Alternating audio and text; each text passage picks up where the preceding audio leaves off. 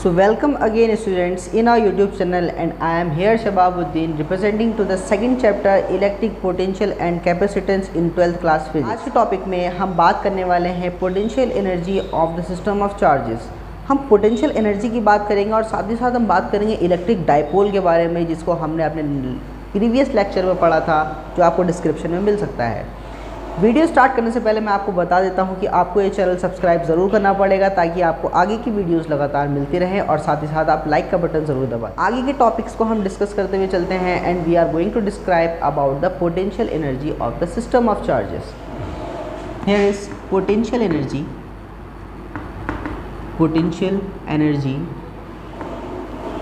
Of system of charges. So what about the system of charges? We can discuss about an isolated charge। एक isolated charge के बारे में हम discuss कर सकते हैं, but what will be described about the system of charges? अगर हम एक चार्ज के बारे में बात करें, here is one charge that is Q1। If we want to calculate its potential energy, तो पहले तो आप ये समझिए कि पोटेंशियल एनर्जी है क्या। पोटेंशियल एनर्जी वो एनर्जी है जो ये चार्ज पजेस करे हुए होगा। इसका मतलब ये है, अब कितनी एनर्जी पजेस करेगा मींस इसको यहाँ पे स्टेबल करने में मुझे कितना वर्क करना पड़ा। और आपको पता है कि इनफाइनाइट से किसी भी चार्ज को हम लेकर आते हैं पॉइंट तक, तो कुछ ना कुछ वर्क करना पड़ता है, दैट इज़ W, और W अपॉन Q कर देंगे तो ये बन जाता है पोटेंशियल। तो अगर हम यहाँ पे कर रहे हैं W फाइंड करने की, तो V इंटू Q कर सकते हैं। The work done to bring the charge from infinity to any point inside the electric field is known as potential energy of the charge। We may describe it as U equals to VQ। अब यहाँ बात ये करते हैं कि जो potential energy है वो पोटेंशियल एनर्जी है क्या, और ये पोटेंशियल एनर्जी जो हमारी निकल रही है किसी चार्ज की, वो होगी कैसे। Let us consider a charge, here is Q and we have to take a charge Q naught to the point inside an electric field. तो यहाँ पर ये इसको रिपल कर रहा होगा, तो कुछ ना कुछ वर्क हमें डन करना पड़ेगा। तो कुछ ना कुछ वर्क होगा तो पोटेंशियल एनर्जी होगी। ठीक है, अब यहाँ पर हम बात करते हैं एक आइसोलेटेड चार्ज सिस्टम की। सिस्टम तो नहीं कह सकते, एक सिंगल चार्ज कहेंगे। तो पहली बात ये ध्यान रखें, जब हम एक चार्ज को किसी भी ऐसे फील्ड में लेकर जाएंगे जहाँ कोई भी चार्ज ना हो, तो क्या उस पर फोर्स ऑफ अट्रैक्शन या फोर्स ऑफ रिपल्जन लगेगा दूसरे चार्ज से? बिल्कुल नहीं लगेगा। मीन्स कि एक चार्ज हम इनफाइनाइट से लेकर आ रहे हैं, लेट अस सपोज इस पॉइंट पे चार्ज हम ले आए Q1। अब इस पॉइंट पे चार्ज अगर लेकर आए हैं तो कोई दूसरा चार्ज यहाँ नहीं अवेलेबल है जो इसको रिपल करे या इसको अट्रैक्ट करे, तो ना हमें वर्क करना पड़ेगा, ना हमें वर्क ऑब्टेन होगा, बल्कि इसको यहाँ से अलग लाने में कोई काम करना ही नहीं है। तो जब कोई काम नहीं करना है हमको, then its potential energy will be zero. तो किसी भी एक चार्ज की जो भी सिस्टम हमारा होगा, एक चार्ज वाला सिंगल चार्ज का जो भी सिस्टम होगा, उसकी पोटेंशियल एनर्जी नहीं होगी। There will not any potential energy of any isolated charge. So what will be the case of system of two charges?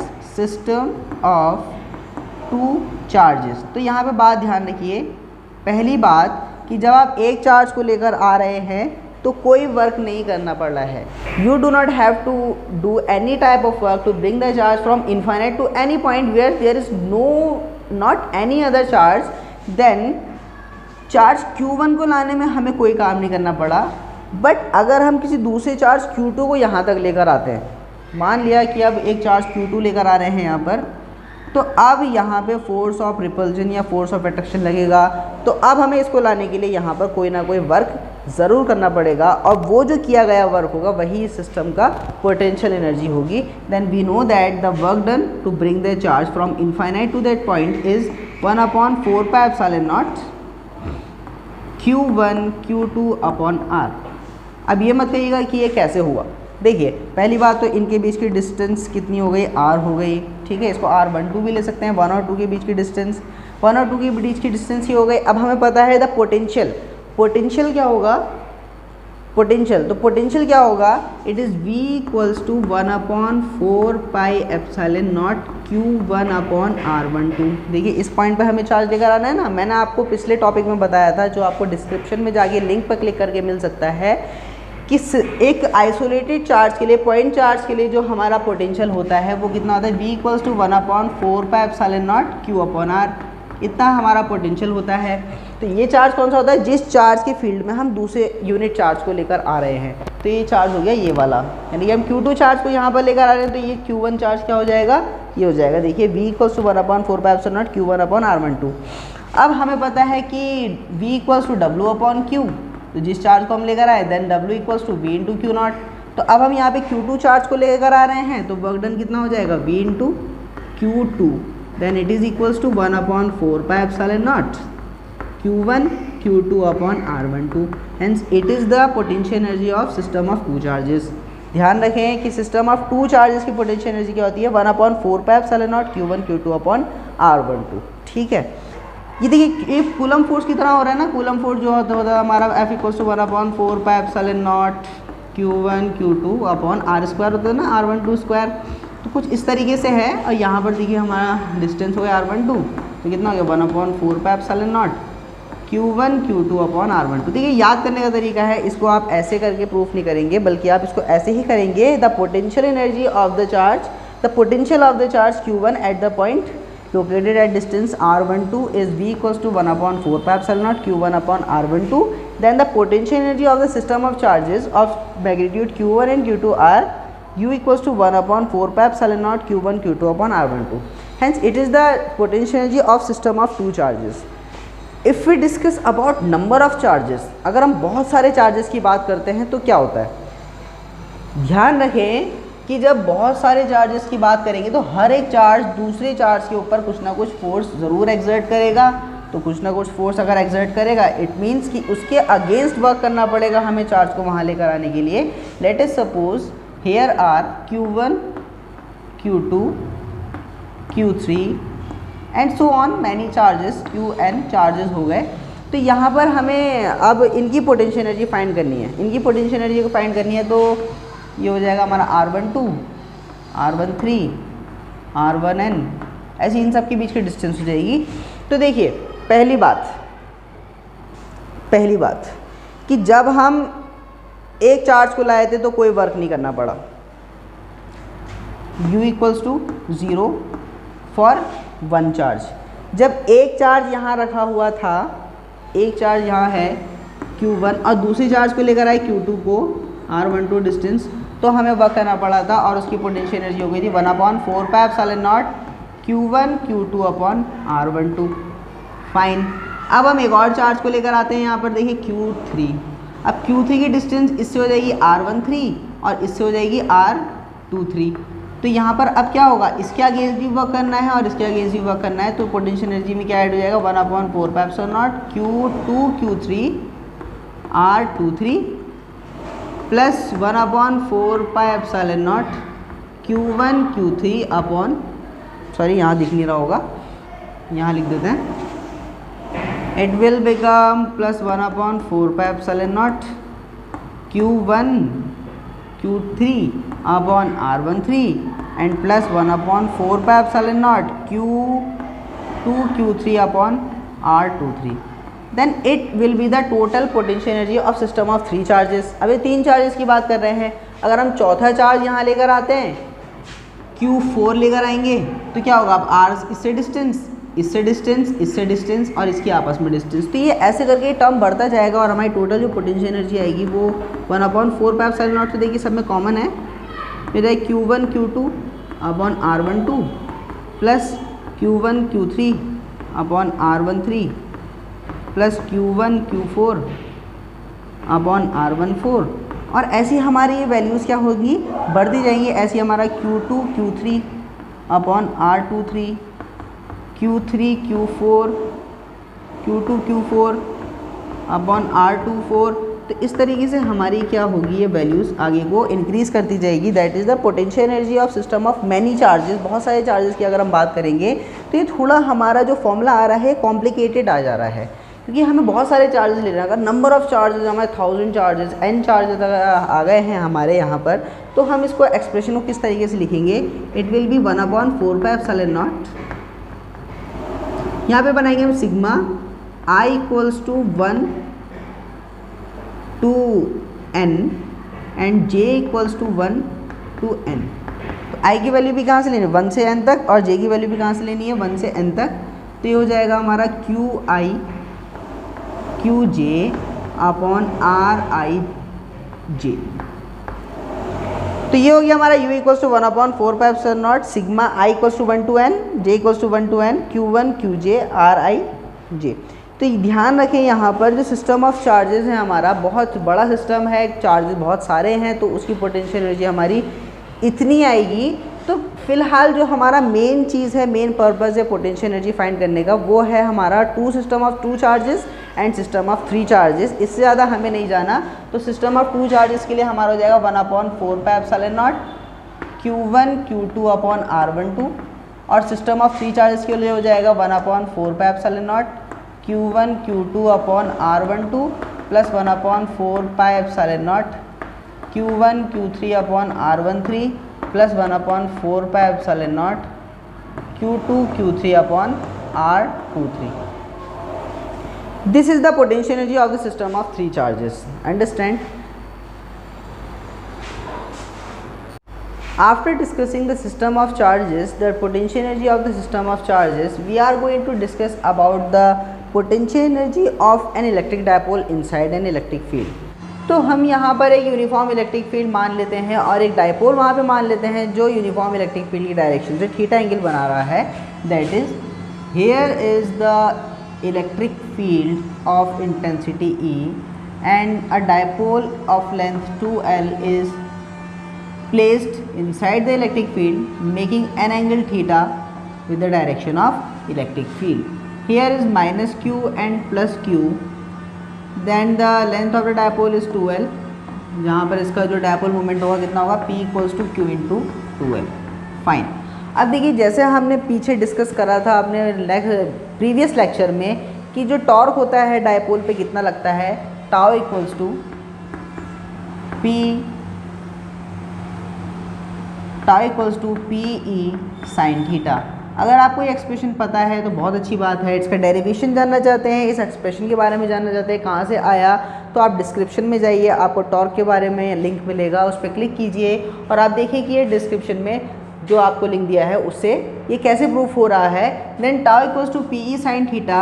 If यहाँ पर हम इसको डिस्प्लेसमेंट दे रहे हैं डी थीटा, तो डी थीटा डिस्प्लेसमेंट देने में जो वर्क होगा कितना होगा, D W equals to tau D theta, क्योंकि हमें पता है जो वर्क होता है कितना होता है, work equals to force into displacement. तो यहाँ पर जो वर्क, वो जो फोर्स है वो कौन सा, टॉर्क है, the moment of force, torque घुमाने वाला जो फोर्स है वो टॉर्क है हमारा। तो डिस्प्लेसमेंट भी कौन सा लेंगे, एंगुलर डिस्प्लेसमेंट लेंगे।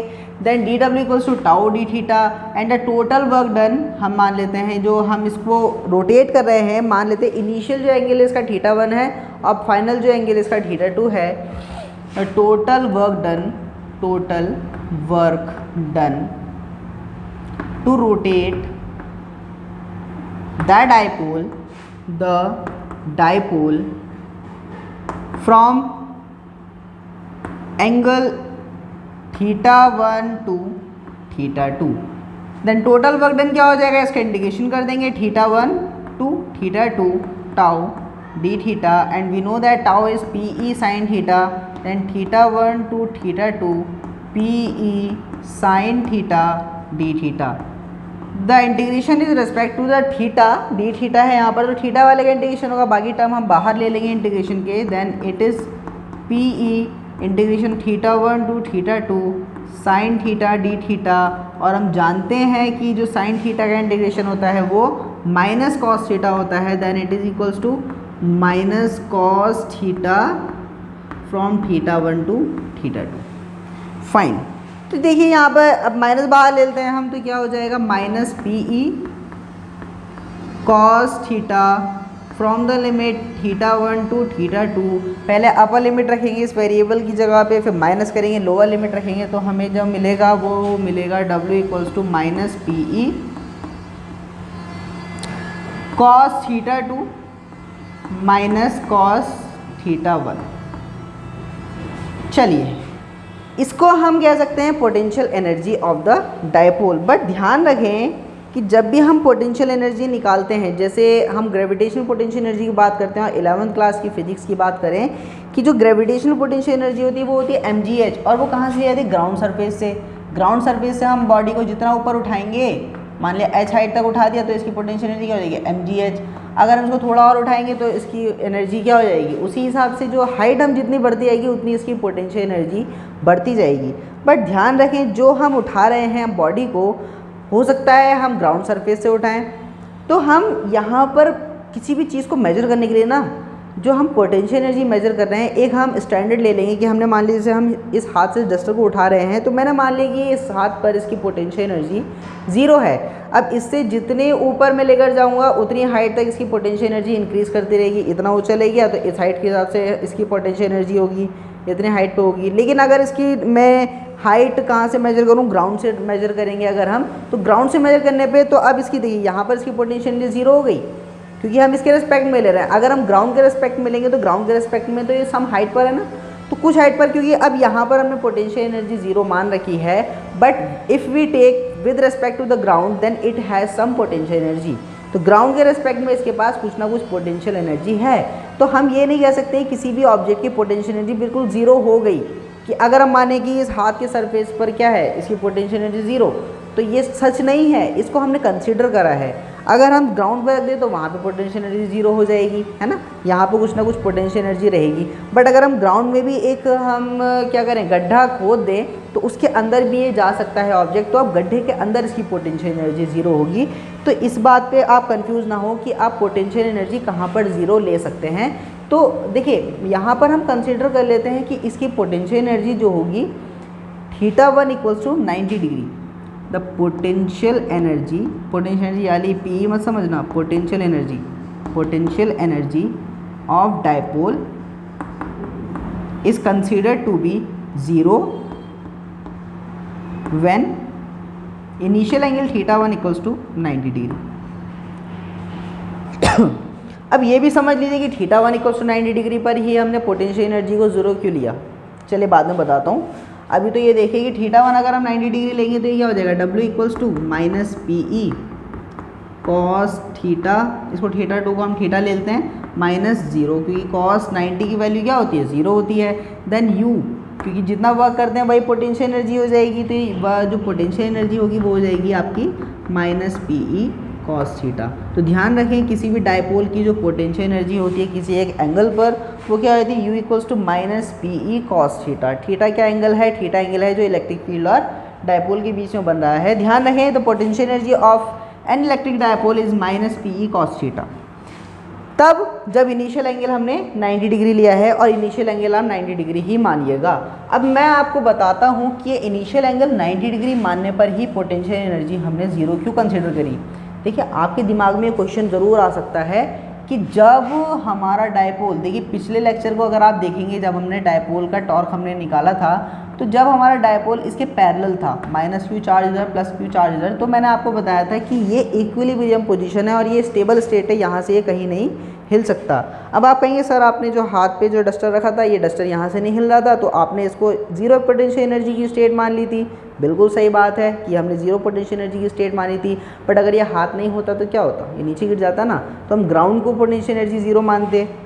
देखिए अब इसका मतलब ये नहीं है कि ये अगर हमारी इनिशियल स्टेट है, मतलब ये अगर हमारी स्टेबल स्टेट है, तो इस पर हम पोटेंशियल एनर्जी को 0 लें, मतलब थीटा इक्वल्स टू 0 पर, क्योंकि यहाँ पे थीटा क्या बनेगा, 0 बनेगा, क्योंकि ये दोनों एक दूसरे के पैरेलल हैं। बट ध्यान दीजिए कि पोटेंशियल एनर्जी 0 कब होगी। मान लेते हैं कि एक पॉइंट ये है और एक पॉइंट ये है। चार्ज को हम इनफाइनाइट से यहाँ भी ला रहे हैं, चार्ज को हम इनफाइनाइट से यहाँ भी ला रहे हैं। अगर दोनों के पोटेंशियल बराबर होंगे, दोनों के पोटेंशियल बराबर होंगे, तो पोटेंशियल डिफरेंस बताइए 0 होगा। दोनों के पोटेंशियल बराबर होंगे तो पोटेंशियल डिफरेंस 0 होगा। इसका मतलब पोटेंशियल डिफरेंस 0 हो गया, तो चार्ज को यहाँ से यहाँ लाने में वर्क डन हमारा 0 होगा। वर्क डन 0 होगा क्योंकि वर्क डन ही क्या होती है, पोटेंशियल एनर्जी होती है। तो अगर वर्क डन 0 होगा तो पोटेंशियल एनर्जी भी 0 हो जाएगी। Very good. तो यानी कि दो ऐसे पॉइंट जहाँ पर पोटेंशियल सेम हो जाए तो वहाँ तक चार्ज को लाने में जो वर्क डन है वो सेम होंगे, तो उनका डिफरेंस जीरो हो जाएगा, पोटेंशियल एनर्जी जीरो। तो ध्यान रखें, जैसे यहाँ पर हम बात करते हैं, मैंने कहा जब 90 डिग्री एंगल मानेंगे, देखिए जो 90 डिग्री एंगल है तभी हमारी पोटेंशियल एनर्जी ज़ीरो कंसीडर करी जाएगी। अब वो कैसे करी जाएगी, देखें, मान लेते हैं ये हमारा यूनिफॉर्म इलेक्ट्रिक फील्ड है, चलिए ऐसे नहीं मानते, इसको ऐसे मान लेते हैं, ये हमारा यूनिफॉर्म इलेक्ट्रिक फील्ड है। अब यूनिफॉर्म है तो यूनिफॉर्म का मतलब क्या होता है कि इसके हर एक पॉइंट, जैसे यहाँ इसकी बात कर रहे हैं हम, तो यहाँ यहाँ यहाँ यहाँ यहाँ हर जगह पर क्या होगा, इलेक्ट्रिक फील्ड इंटेंसिटी सेम रहेगी। अगर हम यहाँ कहेंगे तो यहाँ पे डिफरेंस होगी, ठीक है। जैसे मान लेते हैं यहाँ पे कोई चार्ज है, हमारा इनफाइनाइट डिस्टेंस पे चार्ज है, तो यहाँ से यहाँ तक की इलेक्ट्रिक फील्ड इंटेंसिटी अलग और यहाँ तक की अलग, तो इस पॉइंट पर हर जगह पे इलेक्ट्रिक फील्ड इंटेंसिटी सेम रहेगी, यानी कि सेम। यहाँ पर हम चार्ज को लेकर आएंगे तो सेम फोर्स लगेगा, यहाँ पे चार्ज को लेकर आएंगे तो सेम फोर्स लगेगा, यानी कि यहाँ पर जो पोटेंशियल होगा VA और यहाँ पे पोटेंशियल होगा VB, वो हमेशा क्या होंगे, बराबर होंगे, VA इक्वल्स टू VB। और अगर यहाँ पे होगा तो और इससे हम डायपोल बना दें तो कैसा बनेगा, डायपोल इलेक्ट्रिक फील्ड के परपेंडिकुलर डायरेक्शन में डायपोल बनेगा, then VA equals to VB। ध्यान रखें, जब डायपोल परपेंडिकुलर है इलेक्ट्रिक फील्ड के तो पोटेंशियल सेम होगा, चार्ज को लाने में जो वर्क डन है इन दोनों पॉइंट्स पर सेम होगा, पोटेंशियल डिफरेंस ज़ीरो हो जाएगा और हमारी पोटेंशियल एनर्जी ज़ीरो हो जाएगी।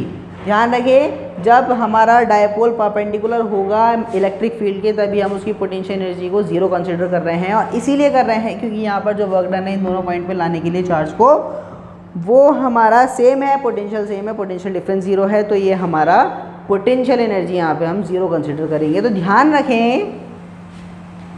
रखें जो पोटेंशियल एनर्जी होगी वो डायपोल की U equals to minus PE cos theta, कब लेंगे, जब इनिशियल एंगल हमारा 90 डिग्री होगा।